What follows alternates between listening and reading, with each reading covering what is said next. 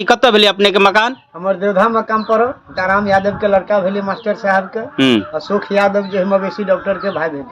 कहाँ किले जोगी बन गेलिए? एमे कोई क्रोध से बनली जो है जोगी। कते दिन पहले? एमे 14 साल भ गए।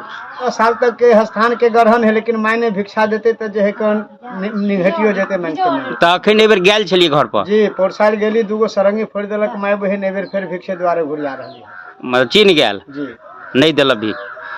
अच्छा, ई बात 12 मन गुदरी सब जमा भ गेल गोरखपुर स्थान पर। वहाँ से सब टाटा बिरला फैक्ट्री में चल गए। सब से रद्दी कपड़ा मशीन उशीन पर छाड़ने लगेलक, वैसे मजबूत रहते गला के सूती धागा। अच्छा, घुमा फिरा के फेन यह बात भेल कि गुदरी के फेनो यूज करे के लिए बिजनेस से बात भ गेल।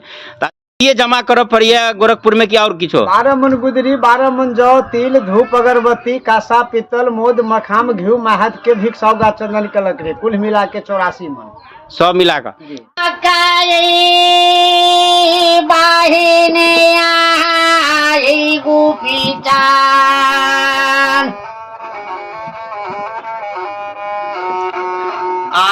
भाई क्या ये भूखा लाई ला गई रे के